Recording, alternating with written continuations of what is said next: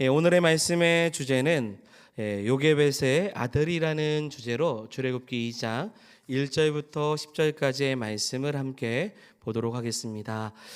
여러분, 오늘은 어린이 주일입니다. 어린이 주일은 특별히 어린이들이 주님 앞에 나와 예배함을 기념하는 날입니다. 자, 그런데 한국교회 주일 통계를 보면 어린이 주일이 가장 어린이들이 교회를 안 나오는 날로 정해졌습니다.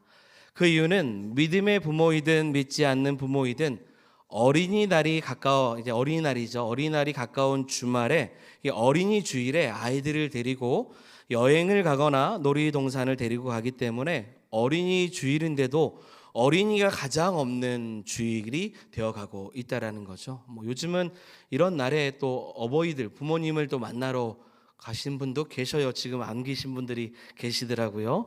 이런 날이 되어가고 있다라는 것이죠. 그럼에도 여러분, 어린이 주일은 주님 앞에 어린이들이 하나님을 예배하고 있음을 기념하는 날입니다. 귀한 날에 더욱더 아이들을 주의 전에 이끌어 나아갈 수 있는 성도들이 되기를 소망합니다.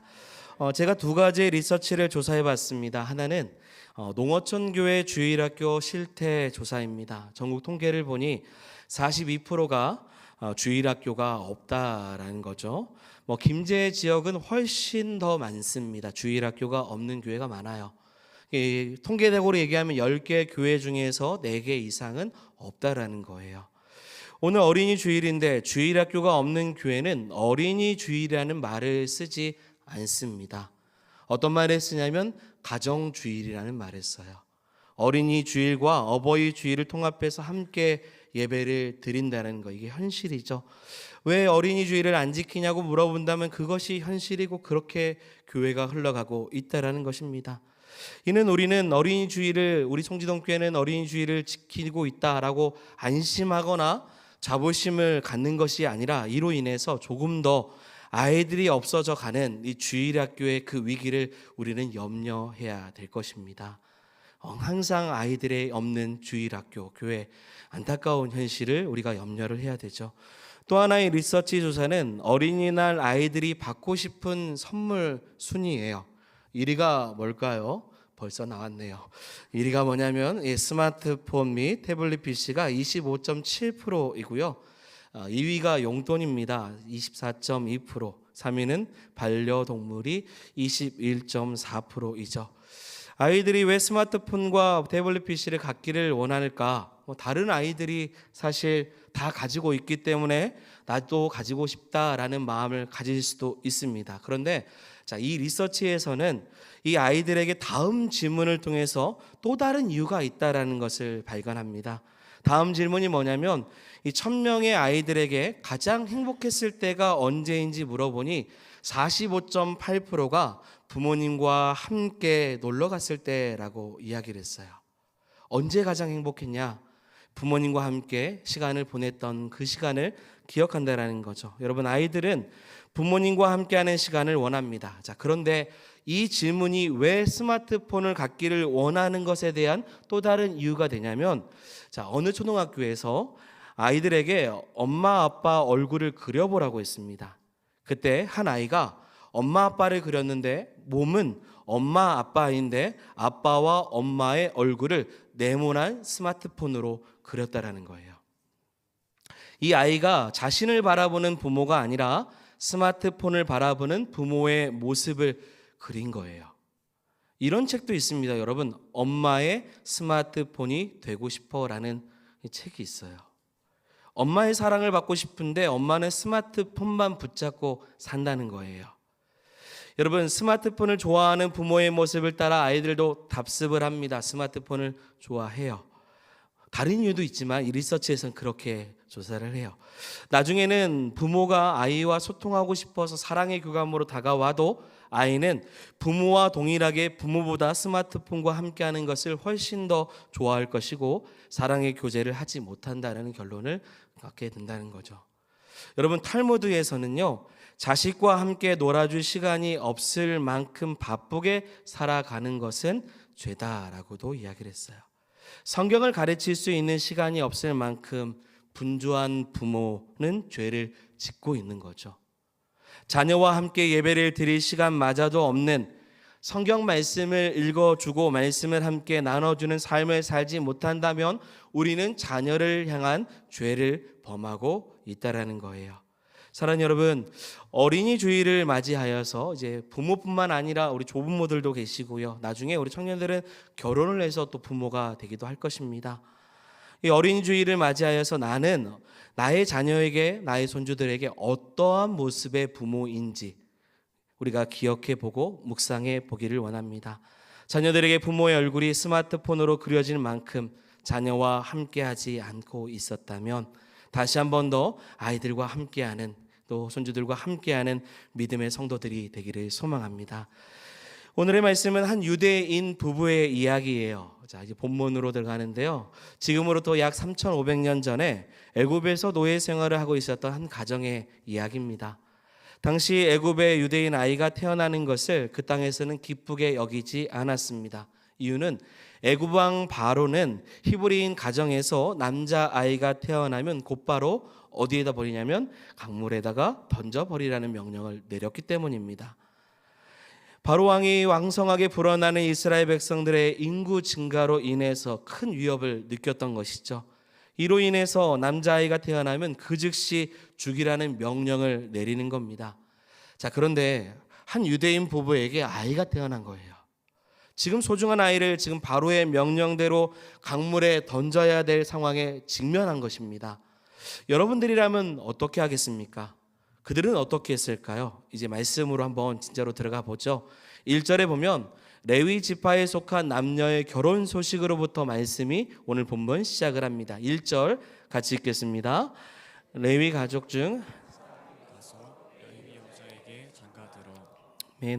출애굽기 6장 20절에 의하면 그 남편의 이름, 부부인데요, 남편의 이름은 아므람이라는 이름을 가지고 있고요, 어머니는 요즘 잘 알고 있는 요게벳입니다. 부인은 레위 여자이죠. 두 사람은 결혼했습니다. 그리고 건강한 사내 아이를 출산을 했어요. 너무 기쁜 일이죠. 그러나 출산의 기쁨도 잠시요, 바로의 명령대로 하면 이제 이 아이를 강물에 던져버려야 되는 것입니다. 그러나 도저히 그럴 수가 없었습니다.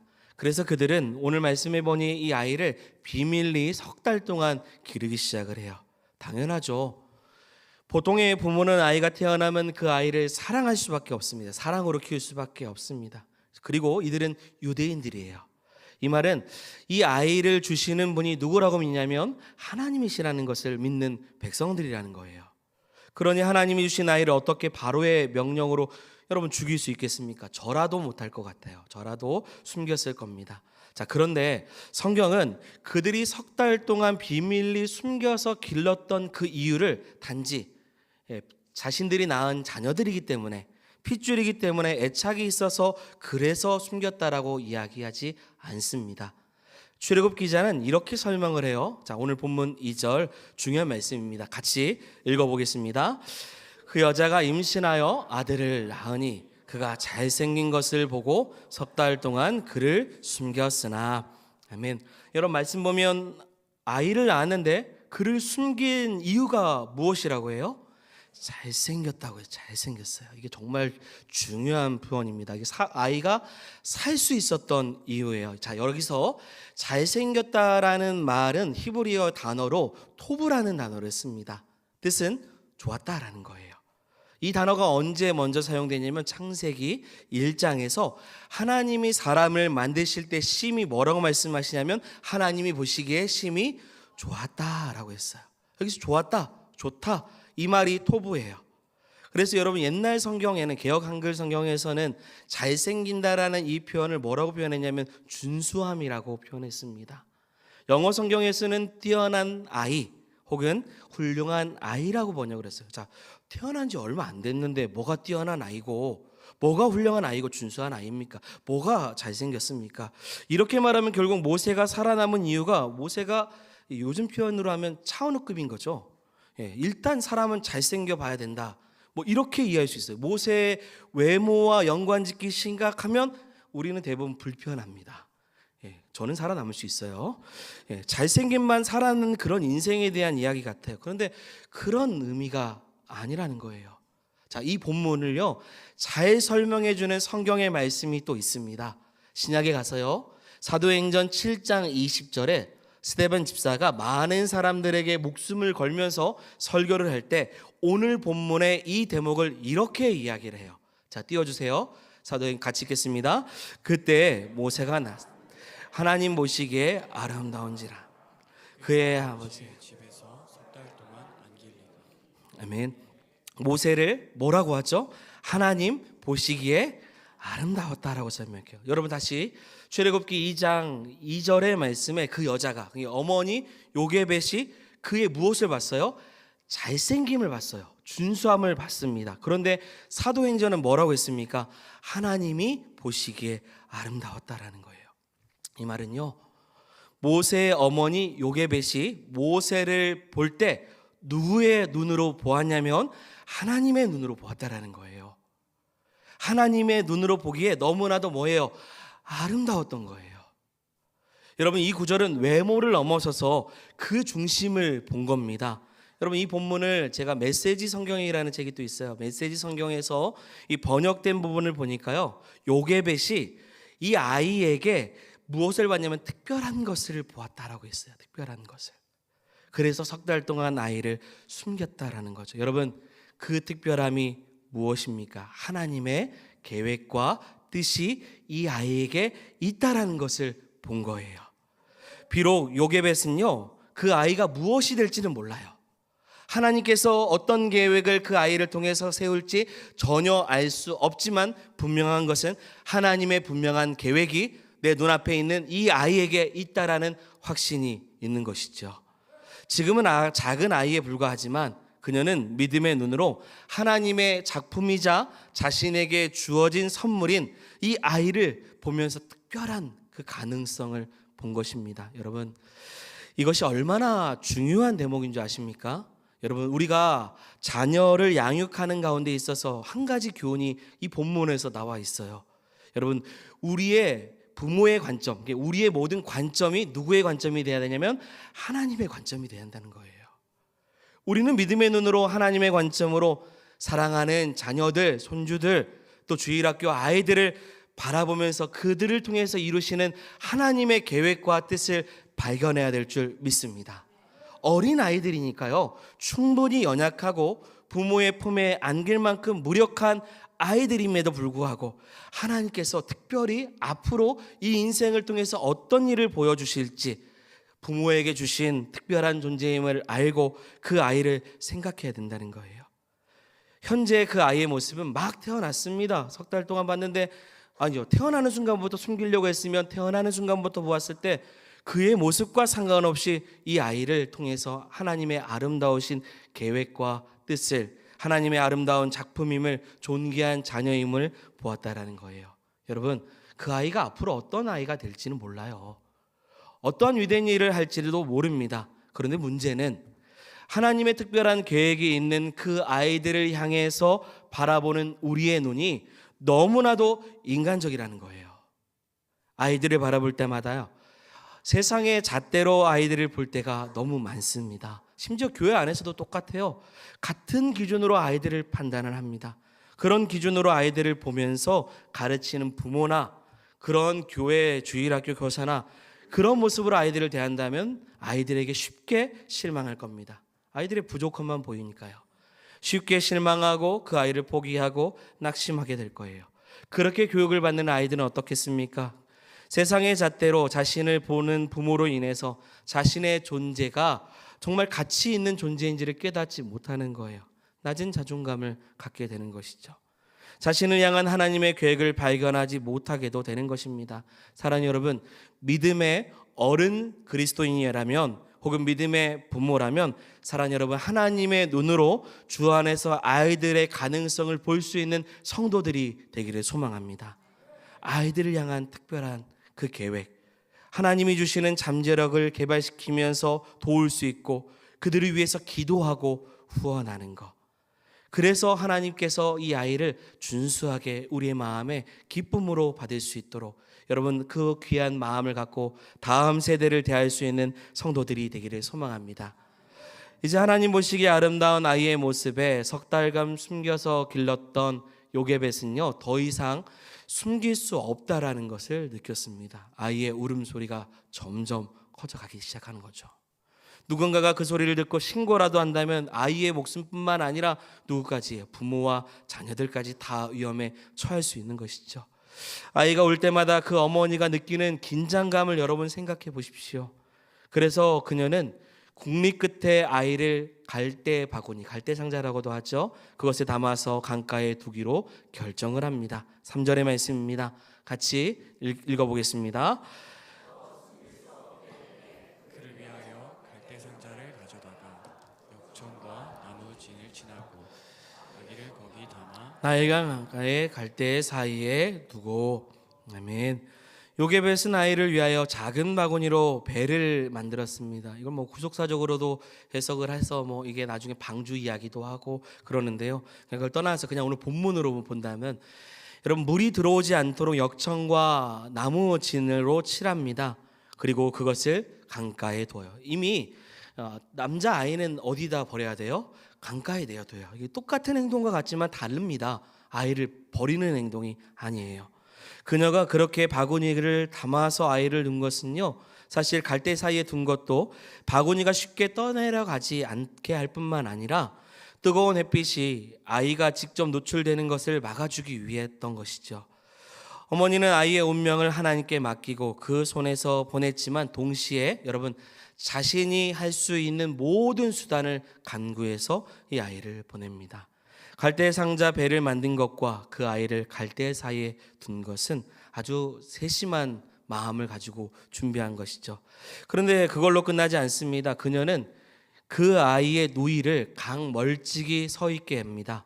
그리고 상황이 어떻게 되는지를 지켜보게 해요. 요게벳은 그렇게 아이를 하나님께 맡기고 나일강에 내려놓는 결단을 놓습니다. 이것은 하나님에 대한, 여러분, 아버지는 누구냐면 아므람과 요게벳의 믿음을 나타내는 행동입니다. 그들은 이렇게 하면 아이의 운명을 주께 완전히 맡기는 결단으로 나아가는 과정이었기 때문이죠. 여기서 우리는 자녀 양육에 대한 또 다른, 여러분, 교훈을 하나 또 얻습니다. 여러분, 그것은 아이를 하나님 손에 의탁해야 된다는 것이죠. 우리는 아이의 삶을 주께 맡겨야 됩니다. 그 말은 우리가 부모로서 아무것도 하지 말라는 말이 아니에요. 요게벳은 자신이 할 수 있는 모든 것을 다 했습니다. 그러나 아이의 궁극적인 운명은 누구에게 맡기냐면 하나님께 맡기는 거죠. 하나님을 바라보며 하나님께서 그 아이의 삶을 이끌어 주시도록 내어 드리는 것입니다. 여러분, 부모들은 아이의 운명을 통제해 보려고 노력을 합니다. 아이를 내 손에 꽉 쥐려고 해요. 그 인생을 내 뜻대로 좌지우지 하려고 합니다. 앞으로 청년들도 결혼해서 또 아이를 낳으면 그러려고 할 겁니다. 아이는 내 것으로 여기고 내 욕망과 내 뜻을 그 아이를 통해서 이루려고 해요. 그러나 그것은 큰 잘못입니다. 그것은 자녀와 부모를 둘 다 불행하게 만드는 거예요. 척 스윈돌 목사님께서 자녀를 양육할 때 자녀를 붙잡는 그 손에 힘을 너무 세게 쥐지 말라고 권면한 적이 있어요. 너무 내 거인 양 너무 꽉 쥐고 있으면 나중에 하나님께서 그 손을 하나하나 펼 때 많이 아플 거라는 거예요. 그뿐만 아닙니다. 우리가 알아야 될 것은 부모가 결코 자녀의 인생을 온전히 통제할 수 없다라는 거죠. 대부분 다 경험해 보셨잖아요. 통제 안 됩니다. 저는요, 아이 하나가 있고요. 그 아이가 지금 10살입니다. 아이가 10년 동안 저한테 교육을 받을 때 반복해서 지겨울 정도로 교육한 내용 두 가지가 있어요. 하나는 뭐냐면 인사를 좀 해라 라는 거. 또 하나는 뭐냐면 식사하기도 하라고 이야기하는 거예요. 문제는 10년 동안 말을 안 듣는다는 거예요. 하라고 할 때만 하는 거예요. 그것도 대단해요. 웬만하면 할 것 같은데 시킬 때 해요. 야, 이건 웬만한 고집 아니면. 아빠가 집에 들어갔어요. 귀가하면 온유는 제 책을 보거나 공부를 하거나 TV를 볼 때가 있어요. 그러면 아빠 왔어요라고 하거나 뭐 이야기하면 좋은데 온동만 보지도 않습니다. 제가 먼저 오냐 아빠 왔어, 아빠 안녕, 오냐 안녕, 아빠 안녕 이렇게 해요. 제가 아이에게 가르치는 내용이 뭐냐면 인사는 상대방이 받을 수 있는 인사를 해야 된다. 나를 보고 인사해야 된다고 해요. 분명히 가르쳐요. 여러분 분명히 가르쳐야 됩니다. 가족 간에서도 서로 배려해야 돼요. 너무 친밀하면 그런 상황이 많아요. 여러분들 가정에서도 그러잖아요. 그냥 집에 왔는데 서로 안 보고 방에 확 들어가거나 그런 행동들은 되도록이면 서로 배려하는 마음으로 하지 않는 것이 좋습니다. 많은 어른들이 요즘 아이들은 인사를 잘 안 한다고 합니다. 맞아요. 인사를 잘 안 하는 것 같아요. 제가 꼰대 같은 이야기를 하는 것 같지만 여러분 들어주십시오. 청년들, 학생들. 청년들도 인사하는 친구도 있지만 인사를 안 하는 친구들도 참 많아요. 어느 때는 예의가 없다고 느껴집니다. 목사가 보기에도 너무 민망해요. 하늘 가족이라고 하면서 모른 척하는 거 에티켓이 아니죠. 문제가 있는 겁니다. 물론 어른들이 먼저 사랑으로 인사를 해주면 더욱 좋습니다. 자, 그런데 제가 생각해 보면요, 제가 청소년 선교단체 활동을 했습니다. 그리고 목회자가 되면서까지 다음 세대 아이들을 20년 동안 본 결과 20년 전에도 요즘 아이들은 인사를 안 한다고 했고요. 10년 전에도 요즘 아이들은 인사를 안 한다고 했어요. 그리고 20년이 지난 오늘날에도 아이들은 인사를 잘 안 한다고 해요. 그러면 인사를 모르나? 절대 아닙니다. 왜냐하면 그들이 인사를 잘할 때가 있어요. 바로 사회에 나가서 알바를 시작하면요, 돈 받으면 누구보다 먼저 인사를 잘하더라고요. 어서 오세요. 안녕하세요. 이 말씀을 드리는 이유는 돈을 주면 인사를 잘한다, 이런 이야기가 아니죠. 여러분 뭘 얘기하냐면 이해가 좀 필요하다라는 거예요. 아직 어리다고 생각할 수 있어요. 아직 10대는 가르칠 필요가 있습니다. 20대인데도 불구하고 아직 성숙하지 않으면 그런가 보다고 이해할 수 있을 필요가 있습니다. 물론 교회는, 목사는 인사를 하라고 가르치겠죠. 하지만 아직 완성된 존재들이 아니다 보니 서투릅니다. 부족합니다. 그리고 어느 때는 더딜 수가 있어요. 그래서 어느 친구들은 또 쑥스러워해요. 아무것도 아닌 그 인사 한 번, 식사 기도 한 번 하는 거 아직 배우는 과정이라는 거예요. 여러분, 우리가 어떻게 한다고 아이들이 컨트롤 되는 게 아니더라고요. 10년을 말해도 안 돼요. 저는 그래서 20년을 말하겠죠. 잘 훈련이 될 수 있도록 이야기하겠지만 우리의 손으로 되지 않습니다. 여러분, 우리가 안 될 때 그들의 참 부모이신 하나님이 아이들의 인생의 주인이 되도록 맡겨드리는 역사가 있기를 소망합니다.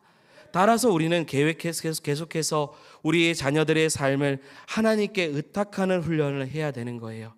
아이들을 선하신 하나님 아버지 앞에 온전히 맡길 그런 모습을 가져야 되는 것입니다. 지금 요게벳은 그와 같은 모습을 가지고 있어요.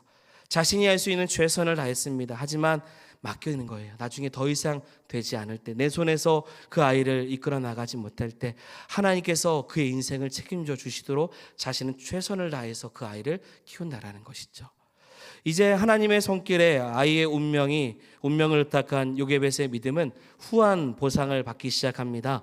아이를 담은 갈대의 상자는 때마침 나일강에서 목욕하러 온 바로의 딸에게 발견돼요. 애굽의 공주는 갈대 상자에 담긴 이 아이의 우는 모습을 보고 그 아이가 히브리 아이임을 알았다고 해요. 그럼에도 불구하고 아이에 대한 긍휼의 마음을 갖기 시작합니다. 오늘 본문 성경에서 이렇게 묘사하고 있어요. 우리 5절과 6절을 같이 한번 읽겠습니다. 시녀들은 나일강 강가를 걸 때 그가 갈대 사이에 상자를 보고 시녀를 보내어 가져다가 열고 그 아기를 보니 아기가 우는지라 그가 그를 불쌍히 여겨 이르되 이는 히브리 사람의 아기로다. 아멘. 여러분, 여기서 공주의 호의적인 이 반응은 돌아보면 전적인 하나님의 은혜라고 이해가 됩니다. 이미 아버지 바로의 명령으로 모든 히브리 사람 중에서 남자아이는 태어나면 어떻게 돼요? 다 죽여야 돼요. 그러면 당연히 공주도 갈대 상자 안에 있는 아이가 히브리 사람 아이라는 것을 깨달았으니 이미 죽일 수밖에 없는 그런 거죠. 그런데 말씀 다시 보십시오. 6절에 보면 어떻게 해야 했어요? 이 아이를 불쌍히 여겼어요. 불쌍히. 히브리어로는 하말이라는 단어를 썼습니다. 뜻은 뭐냐면 여러 뜻이 있지만 용서라는 뜻이 있어요. 죽어 마땅한 아이를 살려주는 용서예요. 여러분, 하나님의 은혜가 아니면 살 수 없는 죄된 인생을 향해 하나님의 긍휼하심을 알 수 있게 하는 단어가 이 불쌍함, 긍휼이라는 단어예요. 이 상황을 처음부터 지켜보고 있었던 누나 미리암은 이 상황이 하나님의 은혜인 줄을 알고 놓치지 않습니다. 그는 공주에게 다가가서 말해요. 히브리 아이이니 히브리 유모를 소개해 주겠다고 제안을 하죠. 공주는 그렇게 하라고 합니다. 그래서 미리암은 자신의 엄마, 그러니까 아이의 어머니죠, 요게벳을 불러옵니다. 그리고 공주는 요게벳에게 아이의 유모가 되어달라고 제안하면서 그리고 돈까지 그에게 주며 아이를 양육시키죠. 꿈 같은 일이 일어납니다. 죽을 뻔했는데 용서를 받아서 사는 인생이 된 것이죠. 그리고 그 아이를 키울 수 있는 은혜까지도 얻게 된 것입니다. 성경의 묘사를 직접 보도록 하죠. 우리 7절부터 9절까지 읽겠습니다. 7절부터 9절. 그의 노이가 바로의 딸에게 이르되 내가 가서 당신을 위하여 히브리 여인 중에서 유물을 불러다가 이 아이에게 젖을 먹일까 할까. 바로의 딸이 그에게 그렇게 하라. 아멘. 그 소녀가 가서 그 아기의 어머니를 불러오니 바로의 딸이 그에게 이르되 이 아이를 데려다가 나를 위하여 젖을 먹이라. 내가 그 싹을 주리라. 여인이 아기를 데려다가 젖을 먹이더니 아멘. 몇 년이 지났을까요? 당시 애굽의 풍습에 의하면 유모는 대략 4년에서 5년 정도 아이를 돌본다고 합니다. 그 이상이 될 수도 있어요. 10절의 말씀 보면 그 아기가 자라매 바로의 딸에게로 데려가니 그가 그의 아들이 되니라. 그가 그의 이름을 모세라 하여 이르되 이는 내가 그를 물에서 건져내었습니다 하였더라. 아멘. 새 번역에 보니 10절의 말씀에 그 아이가 다 자란 다음에라고 표현했어요. 그만큼 시간이 경과되었습니다. 그리고 아이는 다시 공주에게 왔어요. 공주는 아이를 자기의 양자로 입양하고 자신이 아이를 물에서 건졌다고 해서 뭐라고 하냐면 모세라고 이름을 붙여줍니다. 그렇습니다. 여러분, 이 아이가 그 유명한 모세죠. 애굽에서 노예 생활했던 이스라엘 민족을 해방시키기 위해서 요게벳의 눈에 인간적인 눈이 아니라 그 아이를 볼 때 잘생김, 하나님께서 그 아이를 사랑스럽게 보게 하시는 하나님 지식의 아름다운 계획하심을 보게 하시는 은혜로 이스라엘 민족을 해방시킬 수 있는 귀한 지도자로 누가 태어나고 누가 이렇게 지킴받았냐면 모세가 태어났다라는 것이죠. 이 아이는 어떻게 해서 우리가 아는 그런 모세가 되었을까? 그를 위대한 하나님의 사람 모세로 만들게 되었던 그 분명한 기본에는 여러분 요게벳과 아므람이라는 부모의 양육이 분명히 있었다라는 거예요. 사실 아이가 태어나고 자라는 모든 시간 하나님에 대해서, 믿음에 대해서, 자신의 민족성에 대해서 교육을 받을 수 있는 거, 모세가 애굽의 왕자로 살면서 40살, 40살이 되었을 때도 자기 백성들을 돌아보면서 생각할 수 있었던 것은 그 어렸을 때 그 부모의 교육이 있었기 때문입니다. 만약 부모의 이 신앙 교육이 없었다면 하나님께서 모세를 통해서 이루시고자 하는 근본적인 사명이 쉽지 않았을 거예요. 이것이 바로 우리가 사랑하는 여러분, 아이들을 신앙 교육으로 키워야 하는 이유인 것입니다. 가장 어린 시절부터 주의 교훈과 훈계로 자녀를 양육해야 돼요. 이것이 우리의 우선순위가 되어야 됩니다. 요즘 부모들은 자녀들에게 정말 다양한 교육을 시킵니다. 어려서부터 영어, 악기, 태권도 이런 여러 가지 교육들을 가르칩니다. 그러나 우리가 가장 먼저 신경 써야 될 것은 믿음 교육이에요. 아주 어렸을 때부터 하나님에 대해서 말해주고 성경을 읽고 품에 안고 기도해 주는 것, 아이들에게 하나님이 너를 얼마나 많이 사랑하시는지 하나님의 계획을 깨닫게 하시는 그런 놀라운 은혜로 아이들을 가르치고 교육해야 될 것입니다.